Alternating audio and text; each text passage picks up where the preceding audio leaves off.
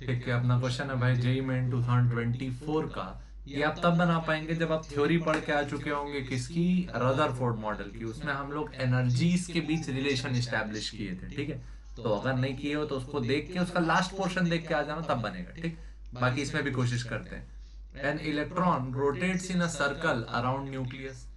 एक इलेक्ट्रॉन एक न्यूक्लियस के अराउंड सर्कुलर मोशन कर रहा है, ठीक। Having charge JD. The correct relation between total energy and potential energy. तो अपन याद करके रखे हैं, 2 टाइम्स टोटल एनर्जी किसके बराबर होता है, पोटेंशियल एनर्जी के।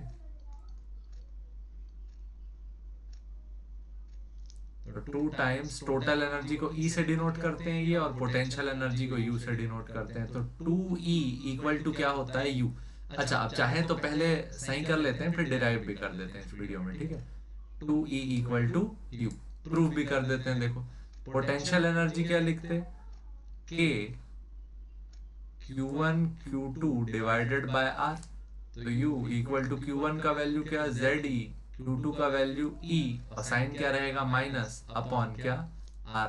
तो U का वैल्यू क्या आया, minus K Z E square divided by R. ये आ गया पोटेंशियल एनर्जी। अब निकाल लेते हैं काइनेटिक एनर्जी। काइनेटिक एनर्जी का फॉर्मूला क्या होता है, हाफ एम वी स्क्वायर। अब ये हाफ एम वी स्क्वायर का अपने को वैल्यू पता करना है, तो इसके लिए यूज कर लेते हैं। देखिए, ये हो गया वी स्पीड से भाग रहा है इलेक्ट्रॉन, तो वी स्पीड से भागने के कारण इस पे एक सेंट्रीफ्यूगल फोर्स लगेगा बाहर की तरफ, जिसको कंट्रोल करेगा कौन, इलेक्ट्रोस्टैटिक फोर्स। तो अपन यहां लिख सकते थे electrostatic force equal to centrifugal force. अब इलेक्ट्रोस्टैटिक फोर्स कितना होता है, K Q1 Q2 by R square, जबकि सेंट्रीपिटल फोर्स क्या होता है, M V square by R. एक आर से एक आर क्या हो गया, कैंसल। एम वी स्क्वायर का वैल्यू क्या आया, के Q1 Q2 बाय आर, ठीक। और काइनेटिक एनर्जी क्या होता है, हाफ एम वी स्क्वायर। तो काइनेटिक एनर्जी में डाल देते हैं हाफ एम वी स्क्वायर, और एम वी स्क्वायर का वैल्यू अभी निकाले, Q1 Q2 बाय आर। तो काइनेटिक एनर्जी का फॉर्मूला क्या आया, 1/2 के Q1 Q2 by are. Q1 का वैल्यू कितना था इस केस में, Z into E, half K ZE into E upon R. तो क्या आया, K Z E square divided by 2R, ठीक। तो यहाँ देखो काइनेटिक एनर्जी का फॉर्मूला क्या आया, K Z E square by 2R। क्या आया, K Z E square divided by 2R। जबकि पोटेंशियल एनर्जी का फॉर्मूला आया minus K Z E square divided by R, ठीक। इन दोनों को अगर डिवाइड कर दोगे तो इन दोनों के बीच में रिलेशन आ जाएगा, K E upon U is equal to K Z E square by 2R divided by K Z E square by R. R R cancel, K Z E square cancel. तो क्या आया, kinetic energy upon potential energy equal to, अच्छा sign क्या था, -1/2। तो -2 times kinetic energy equal to क्या आया, potential energy. ये आया पहला रिलेशन काइनेटिक और पोटेंशियल के बीच में। एक और रिलेशन पॉसिबल है, टोटल एनर्जी होता था क्या, potential energy plus kinetic energy. Potential की जगह काइनेटिक का वैल्यू डाल दो, तो टोटल एनर्जी इक्वल टू क्या आया, -2 times kinetic energy plus kinetic energy. तो टोटल एनर्जी और काइनेटिक एनर्जी में क्या रिलेशन आया, TE इक्वल टू -K। ये हो गया रिलेशन नंबर 2। काइनेटिक पोटेंशियल के बीच में ये, काइनेटिक टोटल के बीच में ये। एक तीसरा निकाल देते हैं किसमें, पोटेंशियल और टोटल के बीच में।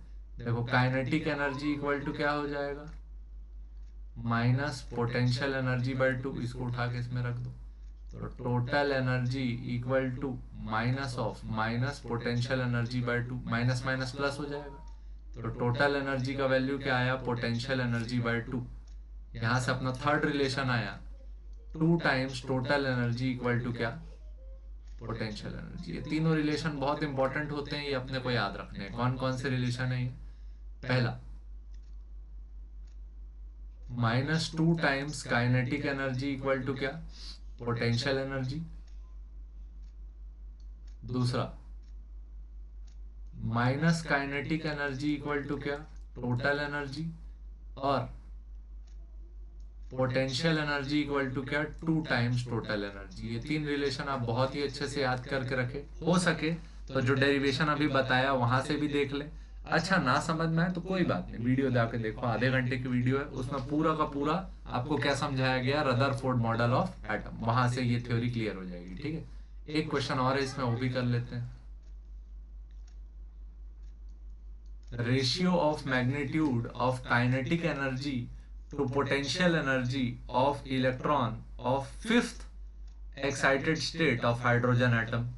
काइनेटिक टू पोटेंशियल का रेशियो निकालना है, तो ये रिलेशन यूज करेंगे। क्या निकालना है, ratio of kinetic energy to potential energy equal to unknown. अच्छा, ये किसी भी शेल के लिए फॉर्मूला क्या रहेगा, सेम।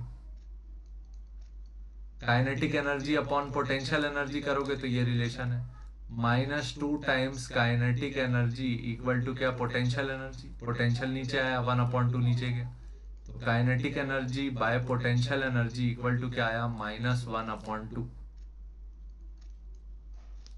यहाँ माइनस साइन वैलिड नहीं है, तो सिर्फ क्या लेंगे, रेशियो 1/2। अच्छा, ये 5th ऑर्बिट है, एक्साइटेड स्टेट है, इसका कोई भी फर्क नहीं पड़ेगा यहाँ। ठीक, सीधे सीधे रिलेशन यूज किए, 2 times kinetic energy equal to potential energy, या फिर kinetic energy equal to potential energy by 2। ठीक, इस वीडियो में 2 क्वेश्चन थे और ये थ्योरी थी। ठीक है, ठीक भाई, ये बहुत अच्छे से याद रखना, बहुत इंपॉर्टेंट है। ठीक है, थैंक यू।